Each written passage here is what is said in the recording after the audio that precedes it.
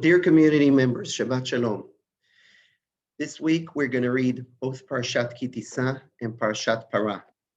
And it seems that there's a link between the two. The main theme, the main topic in Parashat Tisah is the sin, the terrible sin of the golden calf. The Israel, very quickly after Ma'amad Har Sinai, fell into what seems to be Avodah Zarah. Parashat Parah, our sages see it in the Midrash as a kapara, an atonement for the sin of the golden calf. Aside from the fact that this is a mother cow and this is a child cow, Egel, what is really the deep connection between the two?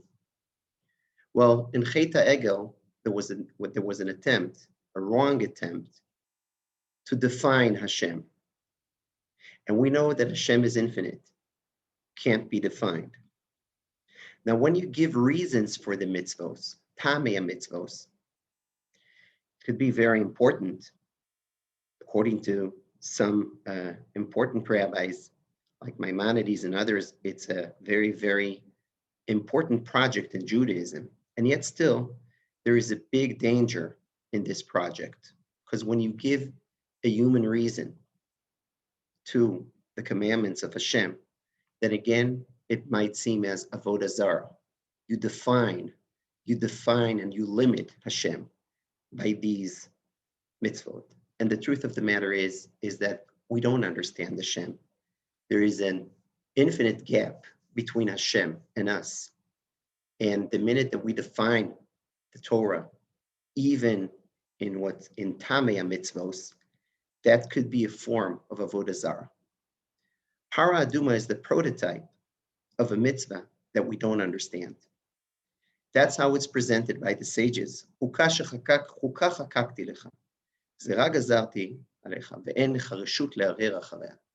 This is a decree that you can't understand, and you just need to accept Hashem's kingdom, Hashem's yoke.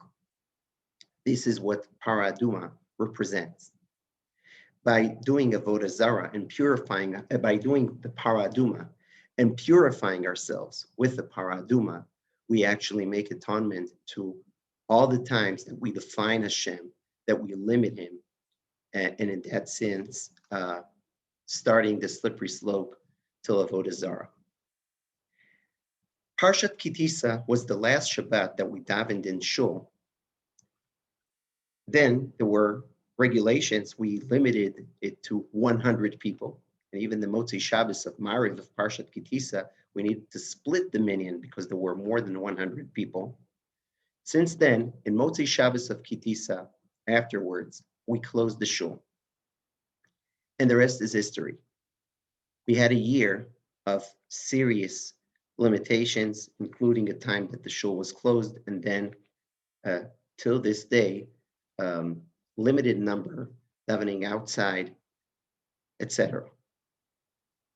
We hope that we see the light at the end of the tunnel, though we need to be careful to still wait and see what happens. But Ezrat Hashem, with a prayer, maybe we're towards a much better future regarding the pandemic.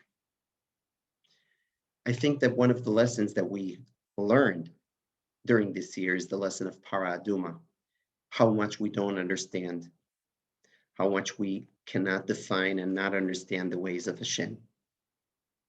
I think that we walk with this out, purify ourselves with a Parah Aduma towards re-establishing and renewing the renewal of the contract with Hashem, the annual renewal, which is the contract, the covenant of Pesach. We need the Parah Aduma when we walk towards Hashem and have the covenant with Him as the people of Israel. Shabbat Shalom.